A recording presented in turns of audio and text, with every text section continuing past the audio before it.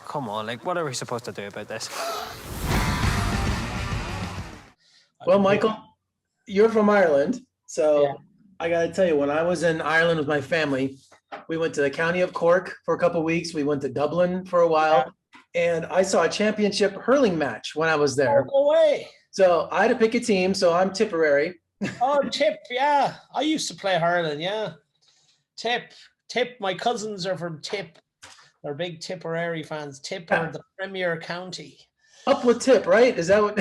Oh, yeah. I'm from Offaly. We'd be kind of a neighbouring county. There'd be a big rivalry there, but we're Leinster, they're Munster, so they would play in a, oh, Tipperary now, you better burn that jersey.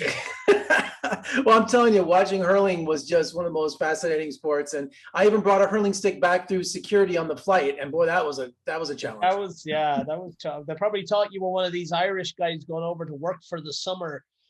Oh, and being from Las Vegas, we had the hottest summer in Ireland that July. It was insane, and you guys don't believe in air conditioning, but we went to Dublin. We found an American hotel that just opened across from the stadium, actually, that had air conditioning. So I grew up in a pub, right, literally above the pub, and you can imagine smoking and drinking. And there's 8 kids, all above the pub with our parents, and my father knocked a hole in this wall, and he put a cushion in it. So during the summer, when things got busy and the smoke got thick, pull out the cushion. That was the AC. Unbelievable. Well, Michael, thanks so much for joining me today to talk about your horror film. You know, the English have zombies and Shaun of the Dead. Now the Irish have vampires and boys from County Hell. Yeah. Well, we had to one up the English. But in Irish folklore, is it about vampires? I thought it was more about banshees and other entities.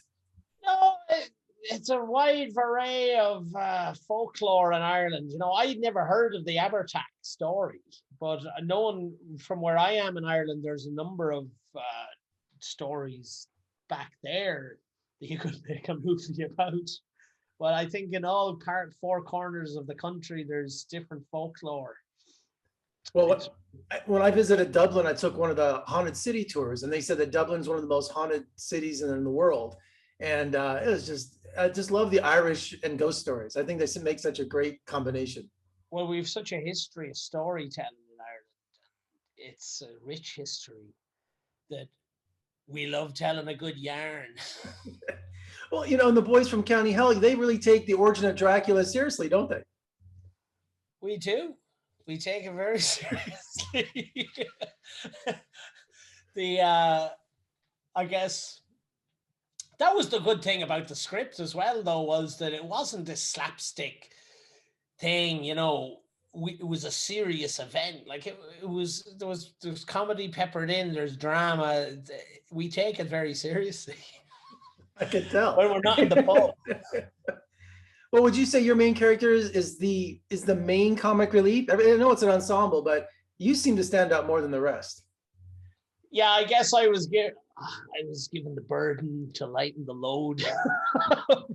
But yeah, I think SP is that guy.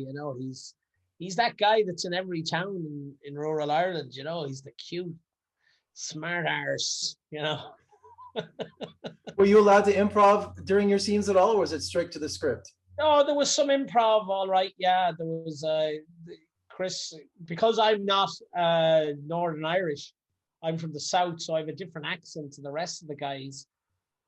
There's certain lingo that I would use that I'd use that would have been in the script. Chris being from Tyrone, he's written it in a certain way. There's a couple of little things that we might have altered in scenes, or I would have thrown in. Like I like to do scenes where I like to improvise anywhere before the scene rolls, just to get into it, to find yourself in that.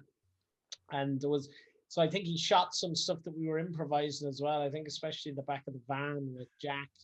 We were having a few beers after the funeral, but we led in then so he kept doing some of that dialogue, which was nice. What was it like working with special effects, like all that blood and gore? Was that different for you? I've worked with blood and gore before. It's fun. I love it. The more blood, the better. The more blood spilled, the better it is for me. And as you know, as an actor, do you prefer to work with an ensemble like in this movie? Because it seems like you all kind of bonded. It really comes through on screen. Yeah, as I said before, I look, I love performing. But when you're working with an ensemble like this that you get on well with, it's just adds, it's a bonus. Like, as this, no one knows each other. It's such an unnatural process when you're making a film. You're all thrown in together. You don't know each other.